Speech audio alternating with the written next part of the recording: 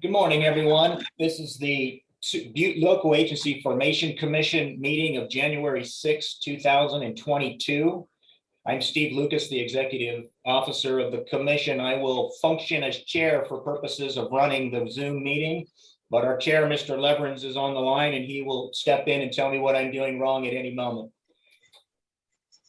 At this point, I just want to make a couple of comments about the meeting. As it is an entirely Zoom meeting. If you are an attendee to this meeting, for which I see 7 attendees at this point, one of which is a phone number 530-520-8642. If you would be kind enough to rename yourself so that we can call on you should you wish to be called on.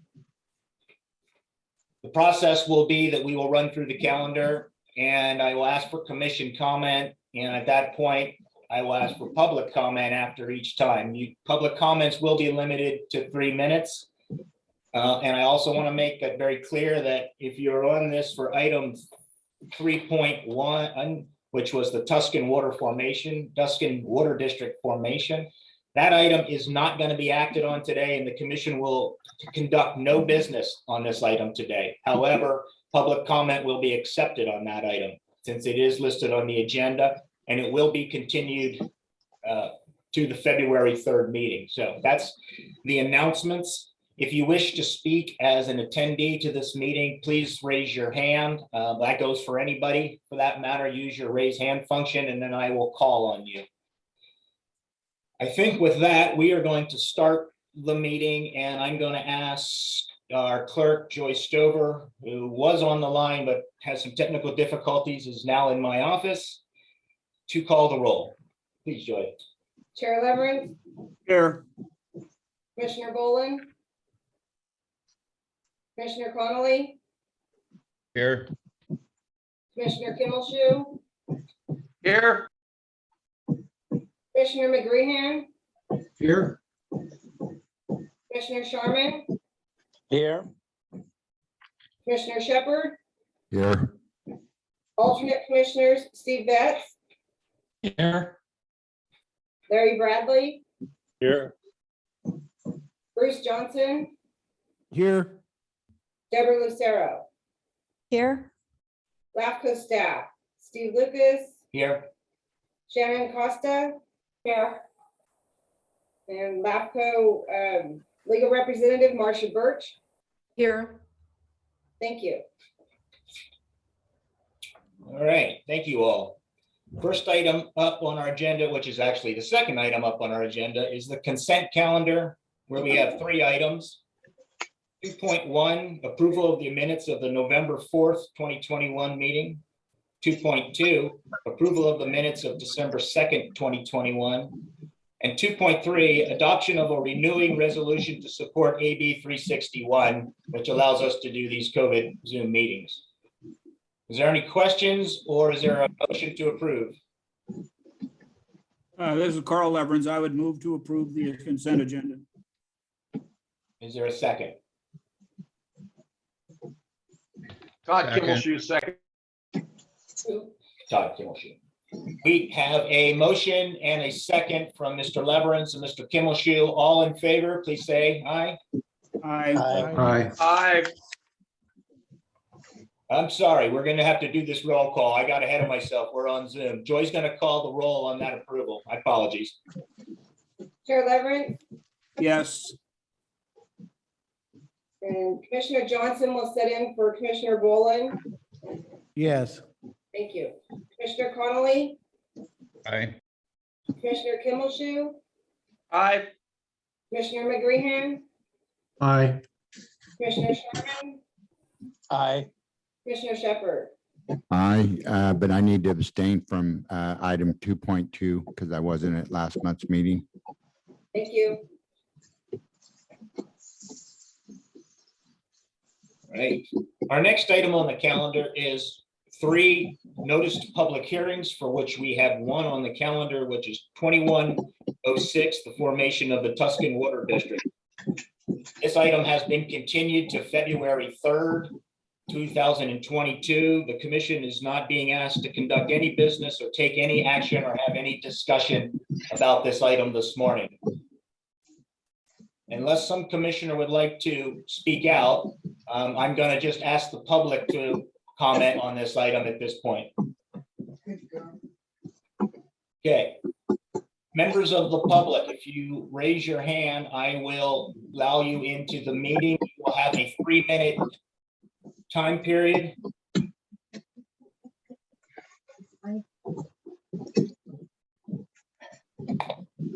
There's a lot of background noise from somebody. I'm not sure who. There's a lot of movement.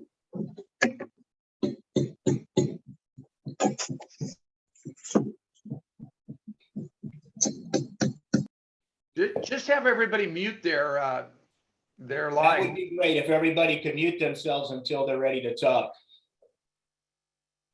All right, I am going to go to the first person listed here. It is Amy Raymond, and I'm going to allow her to talk. And Amy, I'm going to bring you into the meeting. You should be live and you are unmuted. Great. Thank you very much, commissioners. My name is Amy Raymond. Yes. Before you start, I want to let the commission know, Ms. Raymond had provided a PowerPoint presentation to us late last night, early this morning. That has been forwarded to each of you. I know that you have received that. So when she wishes to speak about that, Amy, they have that in their possession. Oh, fabulous. Is it possible to do a share screen on that? I would prefer not to do that, but they do have the actual document in front of them. Okay, thank you so very much. My name is Amy Raymond. I'm currently on the Butte County Water Commission. And as many of you know, I've opposed the formation of the Tuscan Water District. And so just to cut to the chase, wanted to share with you how to eliminate this opposition to the Tuscan Water District. So on slide 2. Ms. Raymond, this is Carl Everins. I have a chance, I listened to you, of course, at the last hearing, and then also read your, and on the issue that you raise, and you raise a good issue about the governance. But the concern that I have, and your recommended change, is to change the water code. The problem that I have there is that LAFCo doesn't have the legal ability to do that. And so I'm concerned that, as a matter of fact, that really is not an issue for LAFCO to deal with.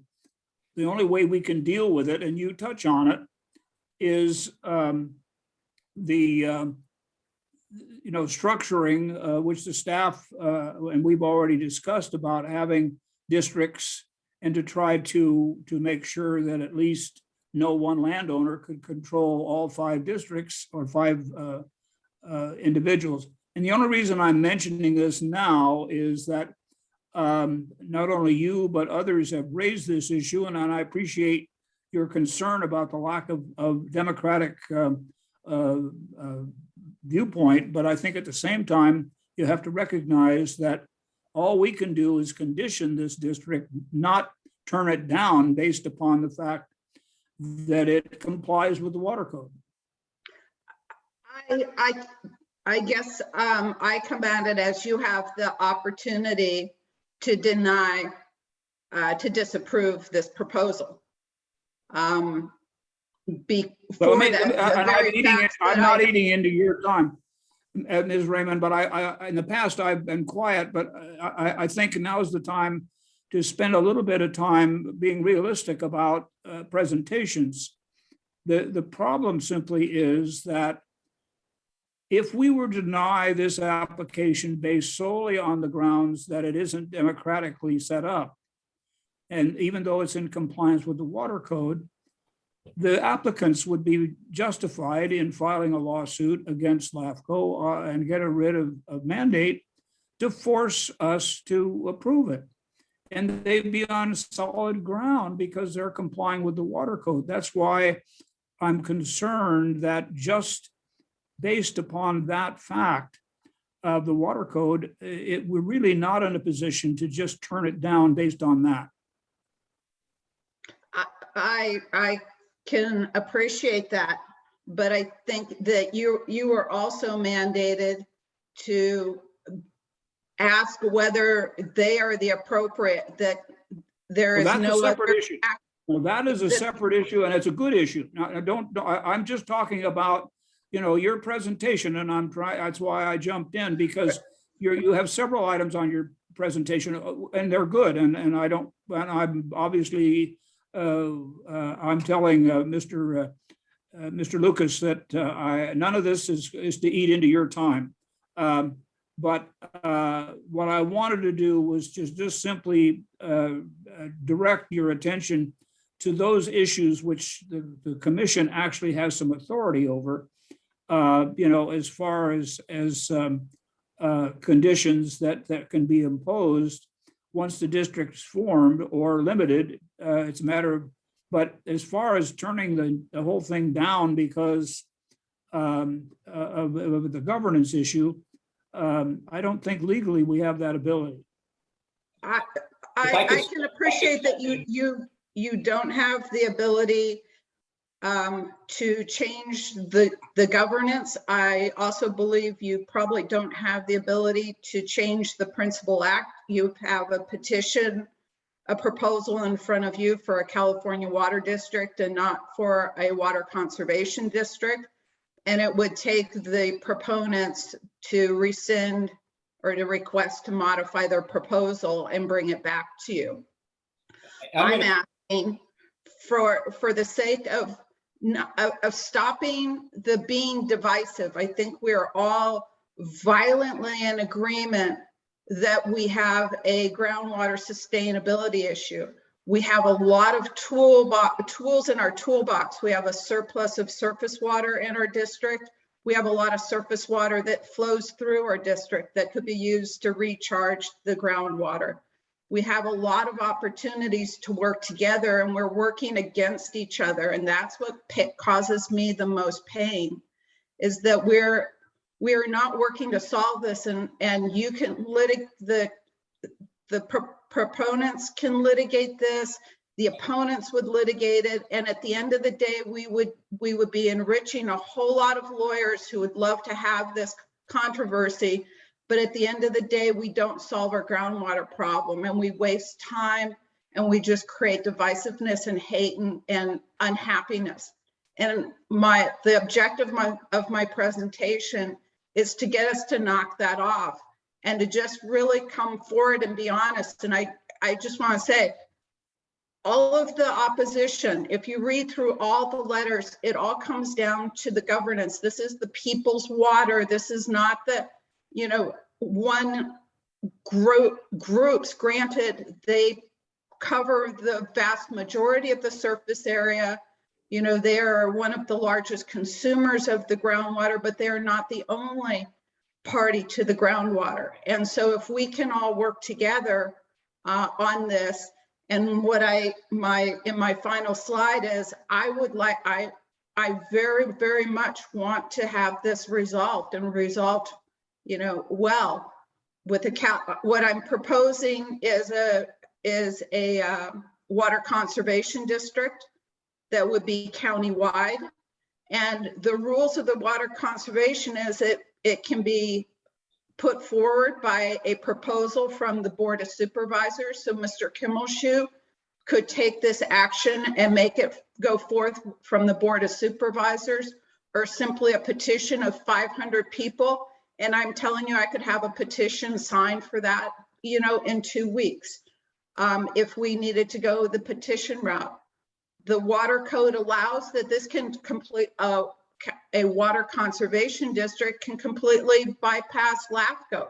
LAFCo can deem that it is not a special district and allow it to move through expeditiously. So we could actually have a water conservation district put up as quickly as we can go through the appropriate time. And you would have the support of everybody in Butte County.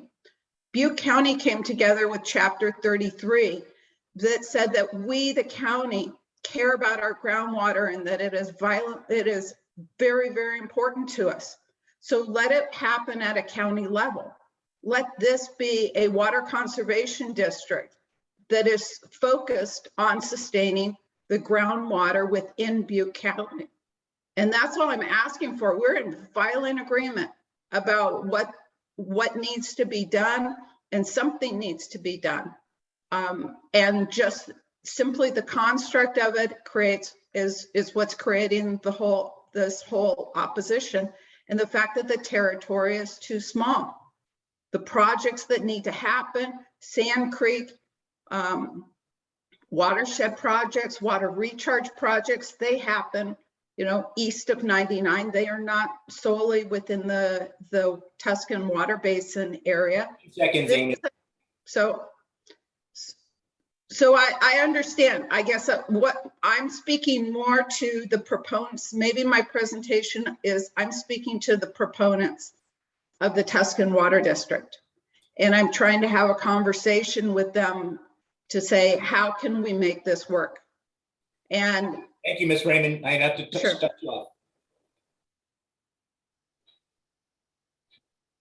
Thank you. I'm going to go to the next person with their hand up that's on my list. It's the person who identified as phone number 520-8642. If you could identify yourself for the record.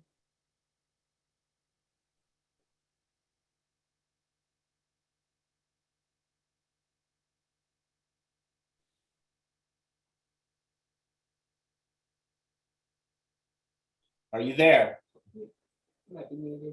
Yes, yes. This is Marty Dunlap. I'm 8642, and I didn't know how to rename myself because I'm having internet issues right now. Can you hear Thank you, me? Marty. I'm going to start your clock of 3 minutes. Please proceed.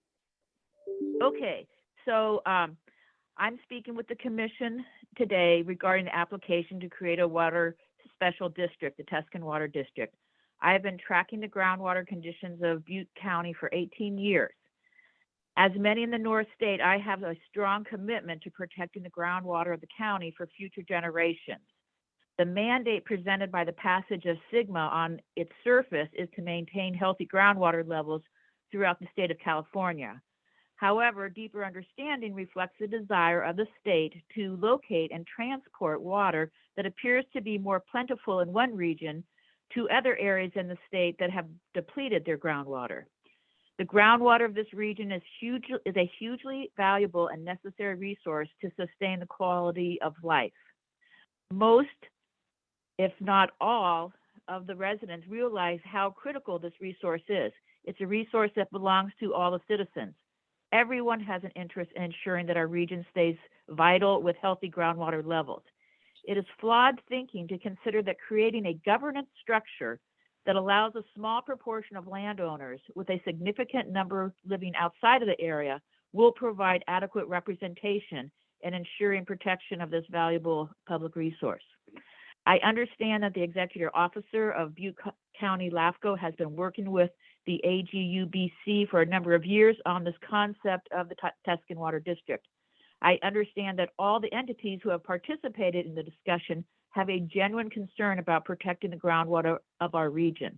The question that must be addressed is the Tuscan Water District the best, the most effective and efficient way to address the mandates of SGMA and provide a democratic manner of protection to the groundwater of our region? The argument should not be framed as between agricultural users and residential users of the local groundwater. My observation of the comments provided on December 2nd varied from the proponents of the Tuscan Water District as primarily stating that we trust and believe in the Tuscan Water District to the opponents of the Tuscan Water District as there are seriously flawed aspects to the governance structure and the appropriateness of the proposed water district as the best way to address the needs of SGMA. The argument has to do with representation and trust.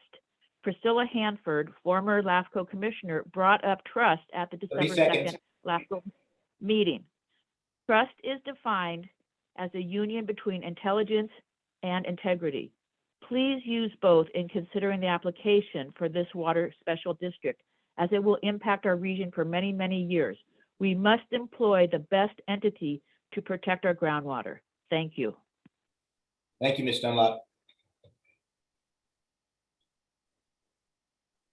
I see, if there's anybody else wishing to speak, please raise your hand. I don't see any hands up at the moment. Are there any additional public comment? Please raise your hand.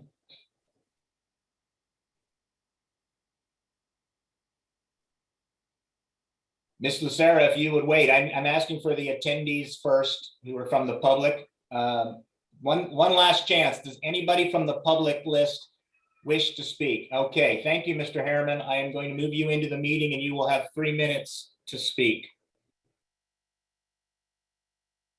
Please proceed. Good morning, Mr. Chairman, members of the commission, Richard Harriman, individually, and also as a general counsel, the Northern California Environmental Defense Center. Excuse me. I want to echo the tone of both Ms. Raymond and Ms. Dunlop.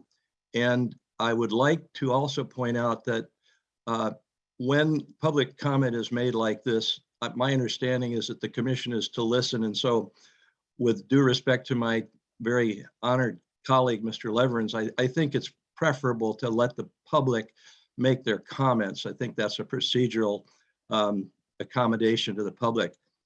I really have another thought that might work, and I haven't discussed this with Mr. Lucas or with counsel for LAFCo, but one of the ways that I've found being successful in working with agencies is if staff wanted to call a meeting between the parties and bring them into chambers, as it were, to meet and confer privately with Mr. Lucas, who's been working on this for many, many, many years.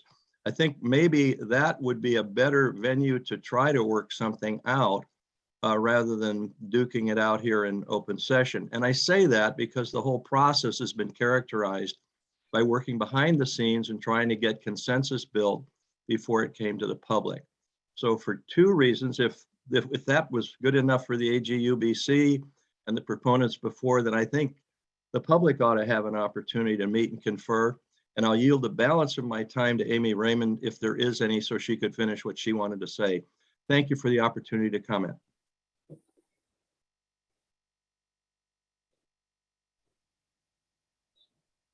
Are there any other members of the public who wish to speak?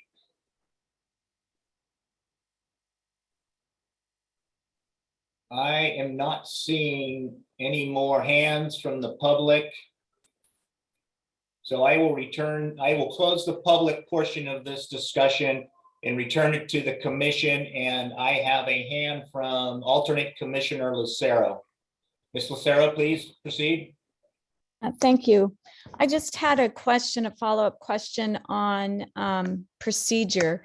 I wondered what came of the request to hear an opposition presentation to the Tuscan Water District. I wondered why we aren't hearing some kind of organized presentation. It seems like this is such an important decision. And while I keep hearing this has been going on for many, many years, I did not become aware of it until September of 2019. And I'm a Board of Supervisor member. So if I didn't hear about it until September of 2019, I have to wonder how many people in the public actually understand what is happening. So in the interest of transparency and accountability and accessibility for the public, it would seem that there should be an opportunity for a presentation. When we tried to do that, to give an opportunity for an opposition viewpoint, we were actually criticized because we did it outside of this legal format. And now when we're inside this legal format, we're being told, no, you can't have an opposition presentation. So I am wondering, when does that occur? How does that occur? I will answer that question. I have provided an email response to those very questions to Mr. Harriman, who presented those in an email to us. And the short answer to that question is, and then I'll allow our attorney to correct me where I'm wrong. It's on a number of fronts. There is a process for a public hearing, and it is traditionally a process by which the public is allowed to speak and have input, for which there has been absolutely no restriction whatsoever on the Republic's ability to either provide written or verbal comments to this date. It is not appropriate, nor is it consistent or traditional in the planning process to allow opposition opponents to have a separate presentation period. That is the short answer. I'm just curious then, how do the questions get answered that are asked of the public, by the public from LAFCo? Questions that come in from the public that require an answer will be provided an answer in the next possible staff report prepared by staff, who is the appropriate forum for answering those questions. And then in the public hearing, in response to that staff report, the commission is free to then dig deeper with their staff into the responses, and during public hearing, follow up with any individual speaker if they wish to, concerning any particular point. So there is clearly an opportunity and a process that's been in place for decades that has been traditionally followed by all public bodies that I have ever participated with. Ms. Birch, if you have anything you wish to add to that? No, I don't. I think you summarized it very well. I'd like to, this is Carl Evans, I'd like to just jump in briefly. Historically, when we've had issues, applications that are somewhat controversial, we have deliberately held more than one hearing. And that we've done that in this case too. And as we know, at the last meeting, we allowed everyone who had a comment or to present documents and so on. We anticipated we'd be able to move forward. We may have some problems again in February, it looks like, with the governor's or the state's mask mandate. But the point is that once the staff report encompasses it will deal with the issues that have been raised by all the people, some of which we've discussed today. And then, frankly, after the public has had an opportunity to look at the staff report, and they still have concerns and so on, LAFCo may very well continue to allow amendments to the staff report. It's a process, it's a due process. And I think that everyone needs to recognize that that's the process. With respect, I'm just asking because we've been in this process for some time, but we've heard no responses to the opposition that has been brought up. And again, when we tried to have an open forum trying to provide a different viewpoint, we were criticized on that point. So I'm just trying to figure out where the public can provide meaningful input that is actually answered.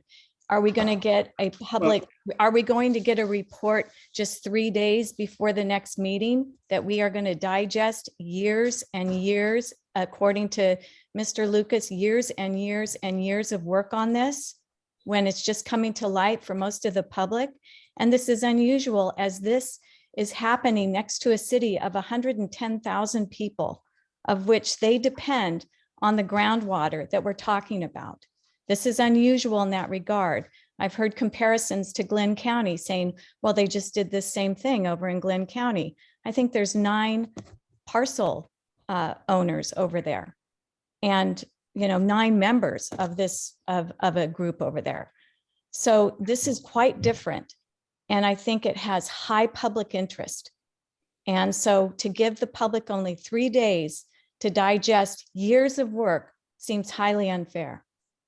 I don't know if you listened carefully to what I had to say, Ms. Lucero, but I don't disagree with what you said. What I said is that the reason we had the meeting in December was to allow the staff, much of it's new information, and some of it isn't, but the staff still has to process it. When it's processed into a report, it'll be presented. It doesn't mean that after the public has a chance to look at it, we may then hear additional information and continue the matter to give the opposition and the opponents and the proponents an opportunity to deal with it. It's a process. And so it isn't anything that we're going to try to rush through, but you have to be patient to give the staff an opportunity to look at, and there was a lot of material that came in December, and you have to give them an opportunity. And the reason that I stepped in and talked to Ms. Raymond is that the governance issue to me, and I think to the other commissioners that are thinking about it, is that the water code is very clear that these applicants have a legal right to want their district governed the way it's provided for in the water code by acreage, and they're legally entitled to do that. We can condition, and I believe the staff will be conditioning to cut out some of the ability of maybe one single landowner to control all the commissioners, but we still have to leave the acreage issue because they're legally entitled to do that. And I wanted to point that out because frankly, I think I would rather see, and I think Ms. Raymond is wise in that she is more appropriately looking at ways to talk about other issues with the applicants to see whether or not some of those other things can be smoothed out. We have a process where we have municipal service reviews. Whatever was done, there's a checks and balance system. This district can be formed, it can be limited. We'll be reviewing it. The real issue is whether or not there's a recharge to the aquifer and whether or not this district is effective. And it's no different than any other district. But I have to look at other districts in the county that are run by acreage, and they've been run that way for years. And those applicants, those members of those districts don't complain at all about the way that the district is run. And if there's a complaint, clearly it can be brought back to LAFCo. Well, I would disagree on that point respectfully, because there was huge disagreements with the Rock Creek Reclamation District, and that is landowner based. And that resulted in an entirely new board that was actually working quite well with the county on some of the groundwater issues. But that is another case. I understand your comments on process, and I appreciate those comments. I think we're just wondering where we are in the process, and it's difficult for a public to weigh in on this process. I think they feel ineffective in their comments because we haven't heard back. And then I'm wondering, will the legal question of Cortese Knox and the interplay between the water code be answered by LAFCo during this assessment? Because it seems that you can go ahead and put restrictions from LAFCo on this special district, but can you really, since it's a water district, which code is higher in the law? Which code serves the public best? And will LAFCo really have authority? I'm going to weigh in here on this item. So first of all, it was agendized as the commission taking no action on this item today. So let's appreciate that. And I do appreciate the discussion. I will offer that much of what you had just said was described and discussed in the PowerPoint presentation prepared for the commission as December 2nd meeting. And I think that PowerPoint presentation was quite clear in explaining many of the nuances that you speak of. As for public participation, it is quite appropriate and has always been possible to come into this office and speak to any LAFCo staff. And that has been our MO for decades. And I think longstanding commissioners would realize that we have always been very open to that. I have spent time with opponents to the process, answering direct questions and talking about various options. So to say that that has not occurred or was not allowed to occur is not an actual correct statement. moving forward, just recently, I had an opportunity to sit down for some time with Miss Raymond and talk about some of her concerns and ideas. And that was a great dialogue between the two of us, and that was an entirely appropriate way to proceed. So there has been no lack of opportunity for anyone to come in to speak on this item. And I will say in my final comment is we have had, not we, but the public process has included meetings in front of the Water Commission, in front of the Board of Supervisors, and in front of the Groundwater Sustainability Agency, all of which, much of what, probably 90% has been brought up, has been discussed multiple times over in those forums. So I don't think it's a fair indication to say to this commission that they have not done, or the public has been cut out of this process. I think the public has been afforded a variety of opportunities to speak and present information. And literally the thousands of pages that have been submitted so far to those agencies I mentioned is testimony to the fact that the public has indeed had that opportunity to access. The difference being is comments submitted don't necessarily mean comments that must be acted on. Comments are just that, they're input to the body. They choose whether or not they are of usefulness to the discussion moving forward. I don't think that is that is not something that we have failed at doing.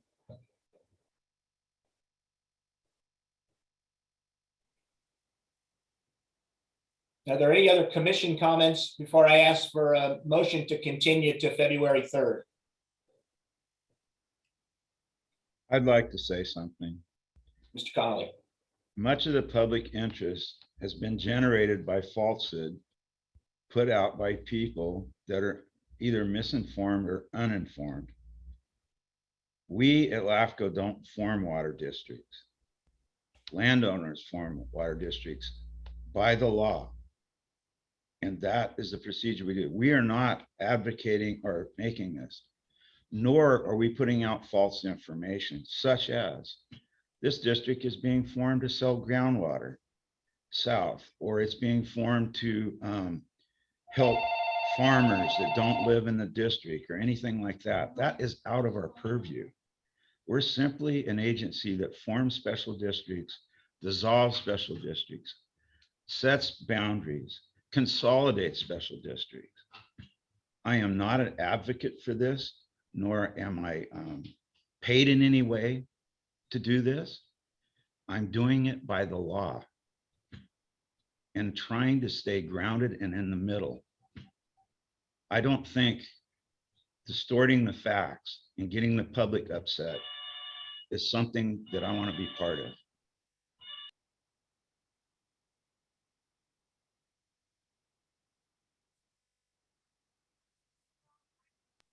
You're muted.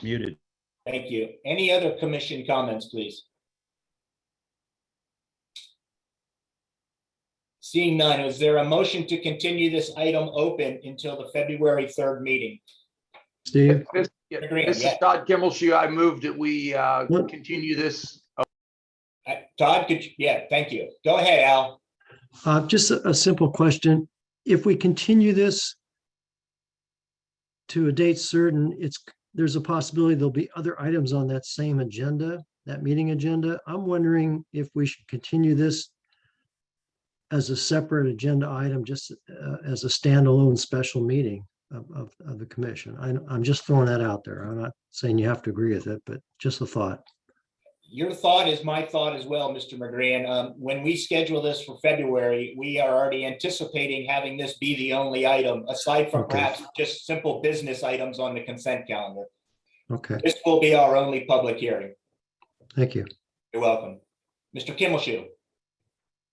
I agree with Al. I think this is something, if we can do with one agenda item, would be great. But I would move that we continue this topic to the February 3rd meeting. Thank you.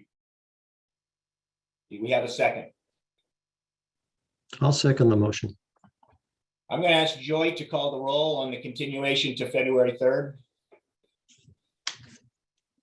Chair Leverance, Yes. Commissioner Johnson, Did you say, yeah, this is Johnson, yes. Commissioner Connolly. Yep. Aye. Commissioner Kimmelshoe, Yes. Commissioner McGreehan, Aye. Commissioner Sherman, Yes. Commissioner Shepherd. Yes. Thank you. Thank you all. We will now move forward to the number 4 regular agenda. We have no items removed from consent, so we will go to item 4.2, project number 22-08, South Feather Water and Power Agency, Oro Bangor Highway Annexation number 4. I will turn this over to Ms. Costa for a presentation. Thank you and good morning, commissioners. So this proposal involves the annexation of an approximately 90-acre parcel to the South Feather Water and Power Agency. The territory is located on the south side of Oro Bangor Highway, approximately 0.6 miles south of Mount Ida Road, east of the city of Oroville in unincorporated Butte County. The parcel's developed with a variety of buildings, including a single-family home and some barns and sheds. The territory is located in a high-risk severity zone, according to CAL FIRE hazard severity maps. The property owner does mitigate fire risk on the site with a pond, and in times of drought, the pond levels fluctuate. Therefore, the owner is requesting raw water delivered by South Southern Water Power to the site. So for that, I'll just wrap it up. Staff is recommending that this commission find the project exempt from environmental review and adopt the resolution approving the project subject to the conditions outlined in the resolution. And I'll answer any questions if you have them.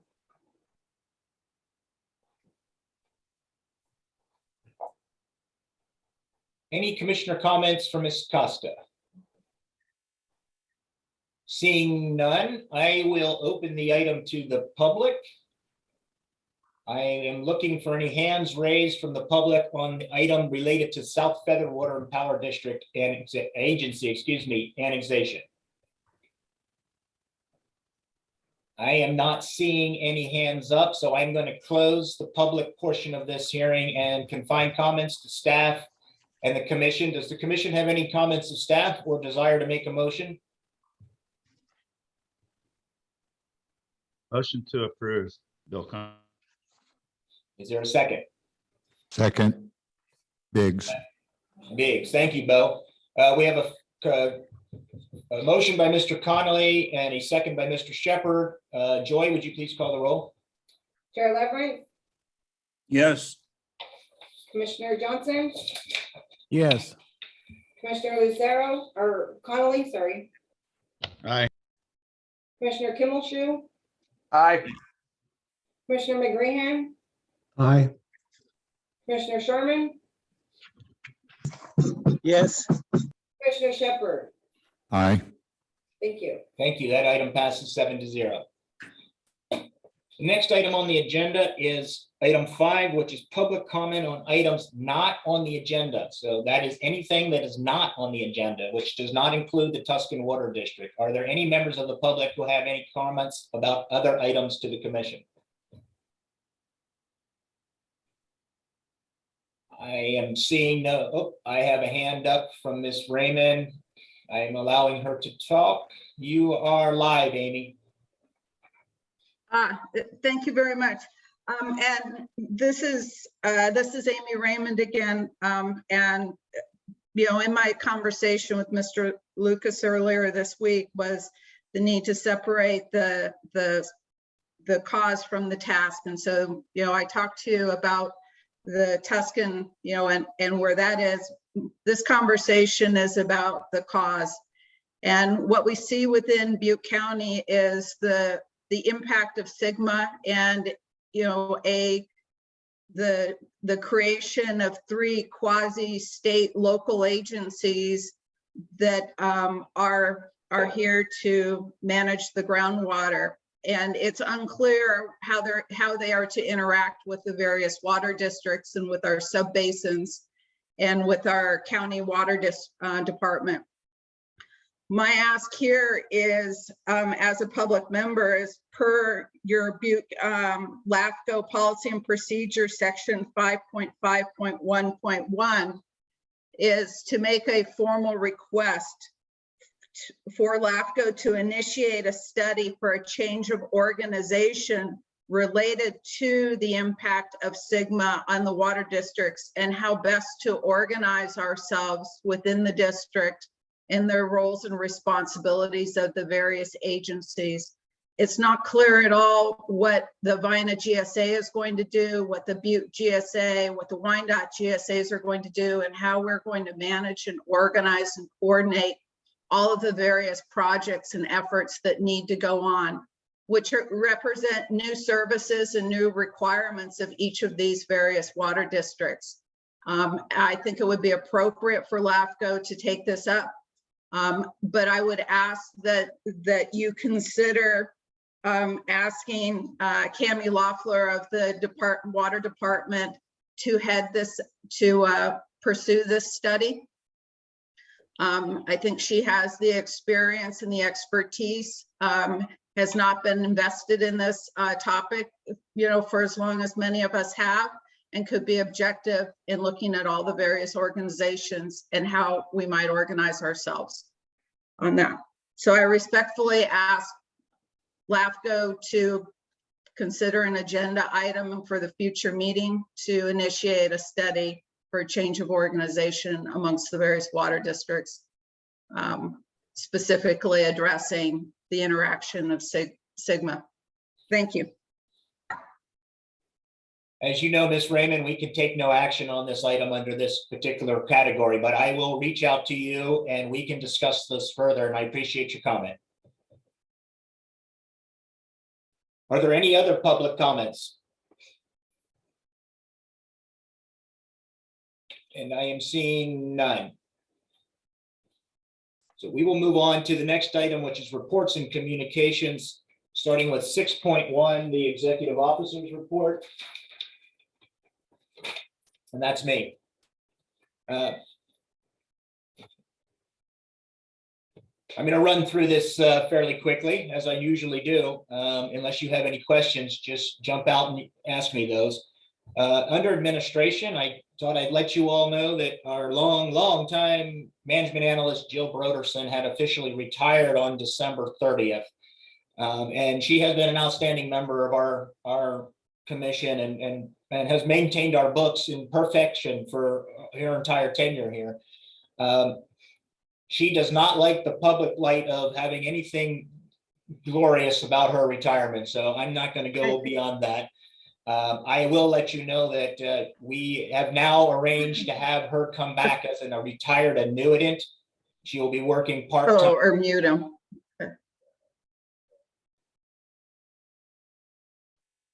I apologize. We will bring her back as a part-time annuitant to continue her work and to assist us moving forward with recruitments of future staff. Which is number 2. We are now going to begin the process of recruiting for a flexibly staffed position of management analyst and commission clerk. The only intention for that right now is to establish an eligibility list so that we have options moving forward depending on the outcome of our staff's choices in terms of working schedules. Well, I'll keep you advised of that as we go forward and probably bring that back more specifically to the budget committee when we set that up in February. On another note, this is an administrative item as well. Some of you who have been around a long time know we have a contractual services agreement with the County of Butte, and that covered a variety of different items, human resources, working through the auditor and the accounting office, working with public works, development services, GIS. So there's a lot in that agreement. But the county recently switched to a new enterprise system known as Workday, and that has created some complications, and we have been informed by the county that we may have to revisit that agreement with them. And I don't have much detail to share with you now, just giving you a heads up that we are going to be looking at options moving forward to perhaps look at running our human resources in some other capacity that is outside of the county moving forward. Again, I don't have a lot of detail right now, but I will let you know as it proceeds. Our financial audit is underway. We had a in-house financial audit that was here in the beginning of December. Expect that the final audit will be available in February. Preliminary indications are there are no particular issues that we will be needing to address.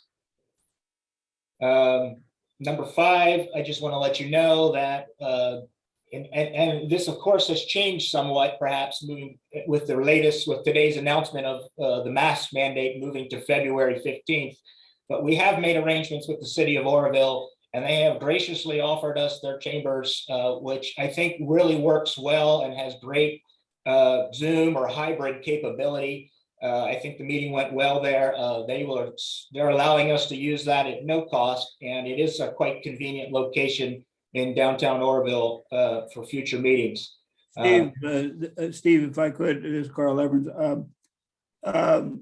With that mask mandate being continued into February, is it realistic that we can still hold a public meeting at Oroville on the Tustin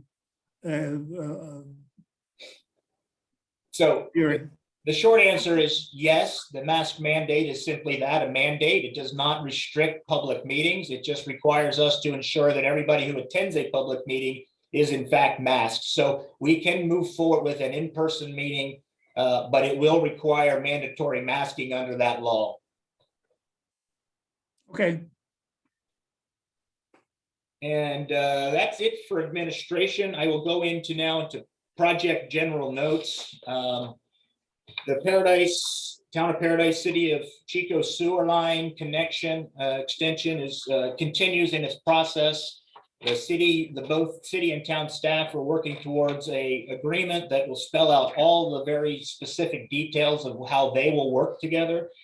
Once that is complete, along with an environmental review of the potential project, ultimately an application will be submitted to LAFCo. But at this particular point in time, the only new information we have to share on that item is that the town had a meeting, and they indicated in that meeting and to us that they had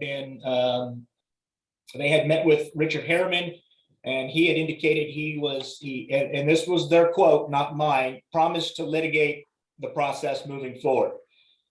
We'll see how that goes. I have no idea where we'll see how this unfolds, but the EIR is underway. Palermo Clean Water Consolidation Project. This is a great project, and Mr. Connolly may want to weigh in on it. It is his district, but the county and South Feather Water and Power Agency are working diligently with some state funds to bring potable water to the community of Palermo after all these years. And it's desperately needed due to failing septic systems and water quality concerns. I have every expectation that this is going to move forward. Our role will be to come up with a comprehensive annexation for all those parcels with one application so that we can make it as cheap, as efficient and inexpensive as we possibly can. Our role right now is to support them, and we will continue to do so. Do you have any other comments, Bill? I'd like to commend the entire Board of Supervisors for dedicating some of our one-time money towards the project. And we still have other issues out there. I mean, we're going to bring them clean water. We still have failing and aged out non-percolating septic systems. So we'll also be looking forward to some sort of sewer system in the future, hopefully in my life. Thank you. There's an item on here, but since you brought it up, Bill, we are also having discussions with the Lake Oroville Area Public Utility District, who is the sewer provider, as well as SCORE. And as Mr. Connolly pointed out, this is a two-prong effort. Bring fresh water, clean water to the community now because it's the quickest, easiest solution, followed up with a more long-term plan of bringing fixed sewer pipes down to the community, at which point they will have a complete municipal sewer and water system available to Palermo, which is much needed. I'm going to move on to El Medeo Fire Protection District. This has been a bit of a nightmare for a lot of folks. And I know the frustration that the commission has shared, but I'm as usual, I'm very candid with you all. This is not an easy process to dissolve an unwilling agency. You might remember what we did to dissolve the Oroville Mosquito Abatement District. Mr. Betts certainly remembers it. And it took a lot of time, and they were a willing agency. So right now, to be very frank, the probably we're to a point where, as I say in the EO report, that one or more local agencies under the law have the opportunity to initiate a change to this district, whether that's a dissolution or a subsidiary district. That could come from the city of Oroville. It could come from the county of Butte. It could come from LAFCo, albeit LAFCo's role would be the hardest one of all because our thresholds are much lower for protest. I'm not asking you to do anything today, but I want you to know that it has got to the point where I've shared with the city of Oroville's management that if they want to proceed on a number of fronts, including fire services, that there is going to need to be action taken on this, and they may be the agency in the best position to initiate this. And I will keep you appraised of it. And if I don't have success with the city, I may, with the help of Mr. Connolly, approach the county and see if there's interest to dissolve that district as well. The district so far seems to be looking at items, opportunities that I don't believe are realistic, but nonetheless, I believe me or not, I work this problem almost weekly, but it's not an easy fix. We can't just unilaterally impose this on them. So I'll keep you up to date in the next few weeks, month, perhaps we can get some progress on this particular item. I have a question for you, Steve. Yes, sir. The public's pretty upset because they're paying a fee to the fire district that is not providing a service. Can the public initiate a dissolution? There would be a process by petition to do that. So the short answer is yes, but as you could probably imagine, the collection of the signatures and moving forward might be a little more difficult than perhaps moving forward with a resolution.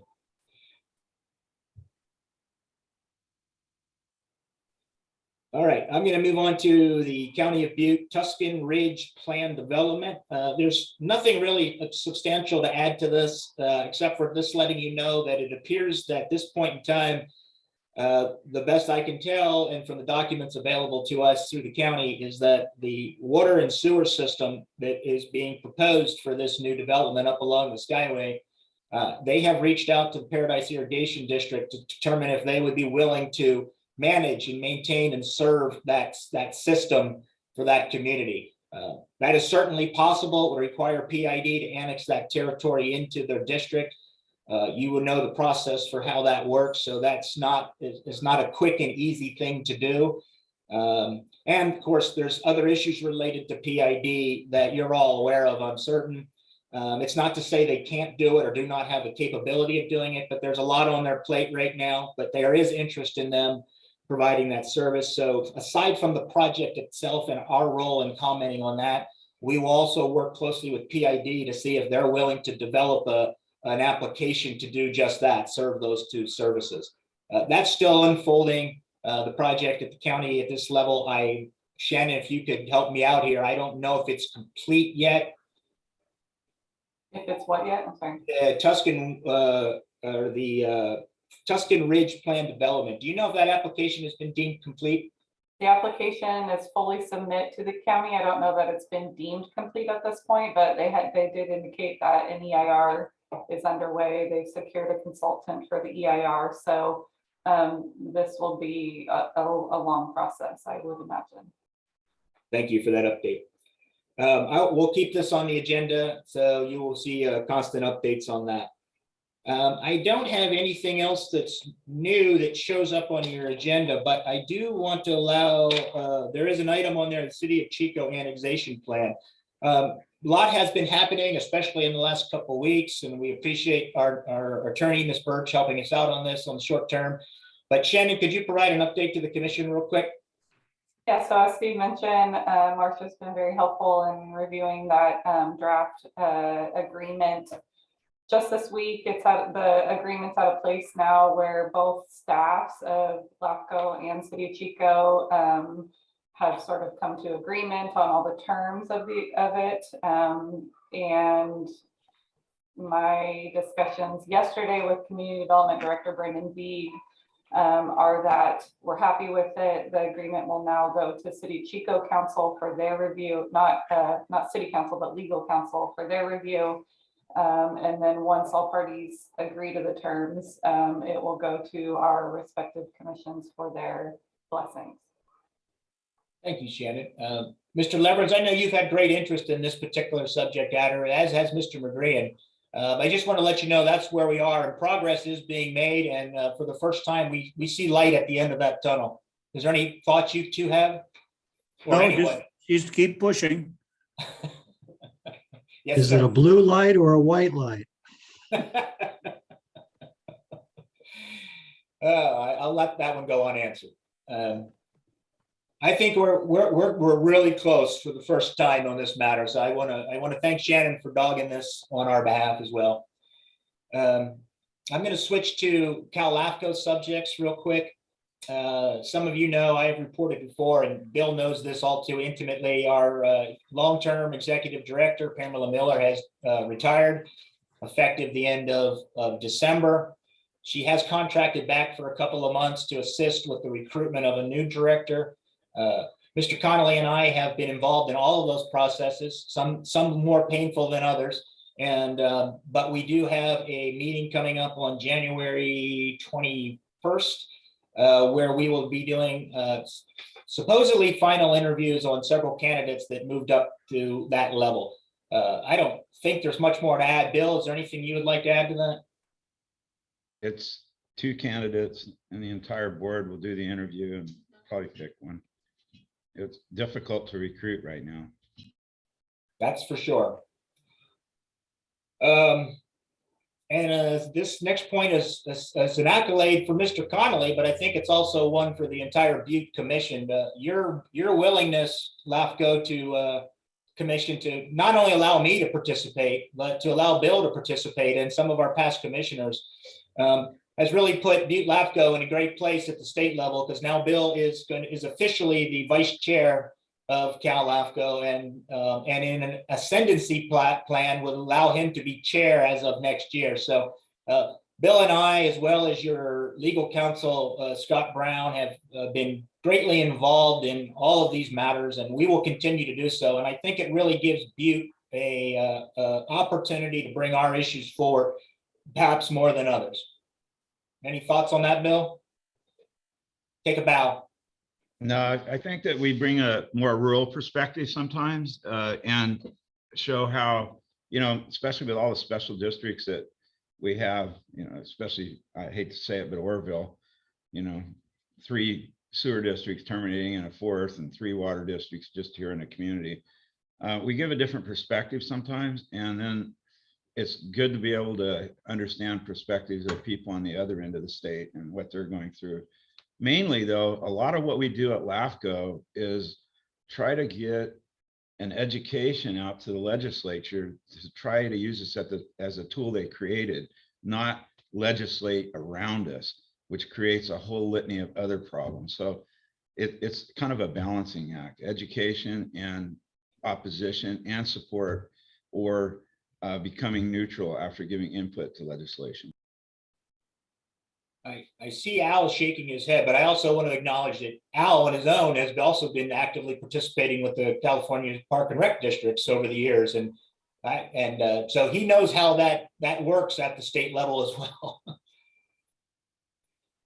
The last item under LAFCo is really kind of something that Bill brought up earlier about the difficulty in recruiting for our executive director of the whole LAFCo organization. But LAFCOs around the state are seeing increasingly high retirements as folks age out, if you will.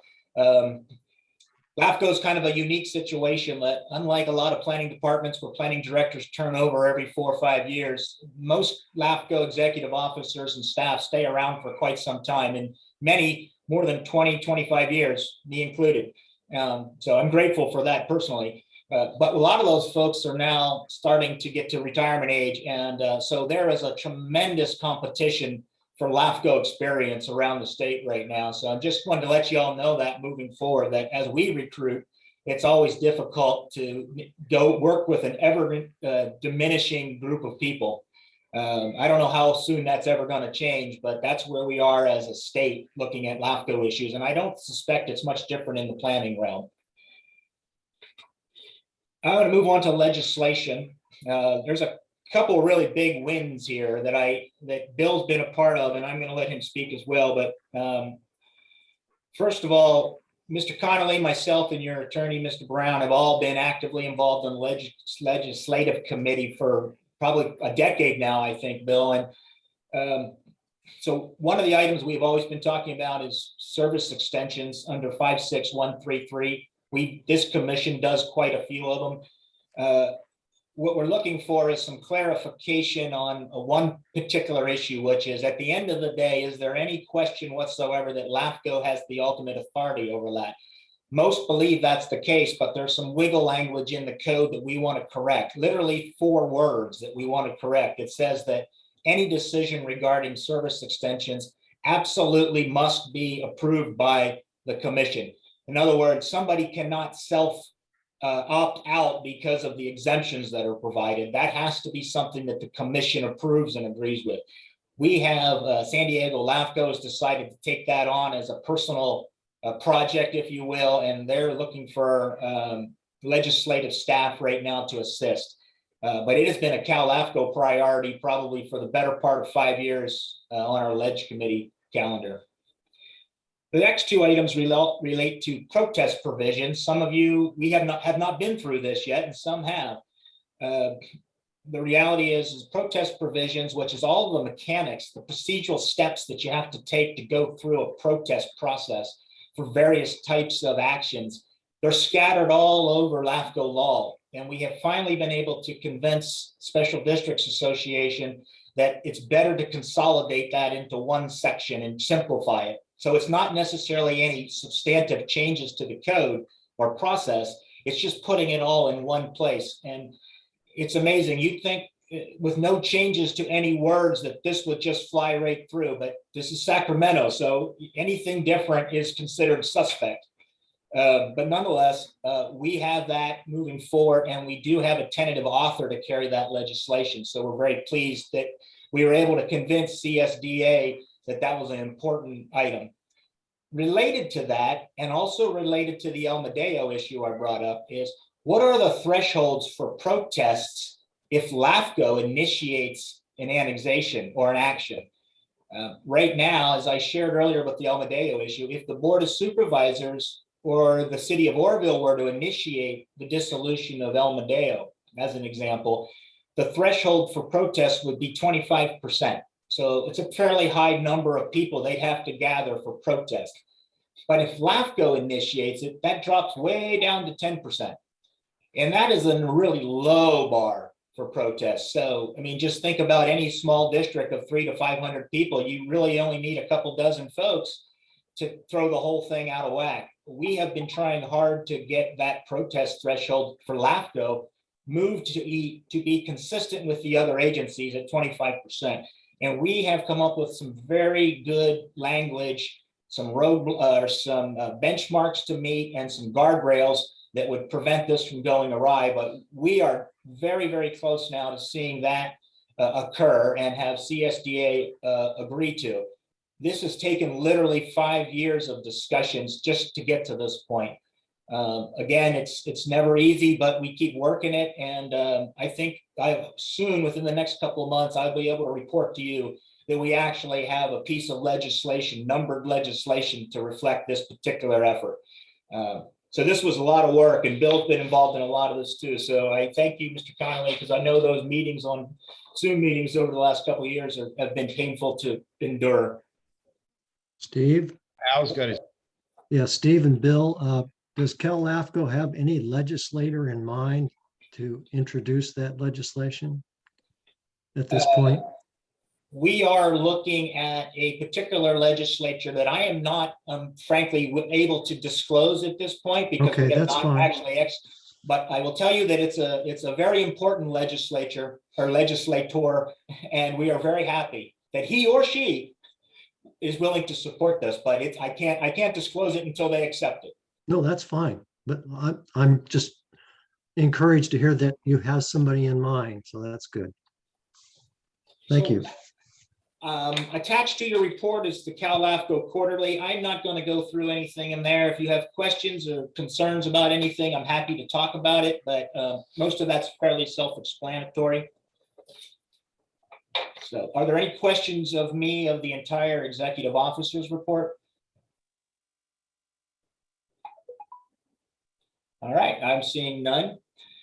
Our next item on the agenda is item 7, administration, where the commission can discuss and provide direction to the executive officer on any other matters of the commission. At this point, I just want to use this opportunity to, since we have this opening on the agenda, as we talked about, we're having a mask mandate moving forward till February 15th. We also very much want to have the Tuscan Water District in person.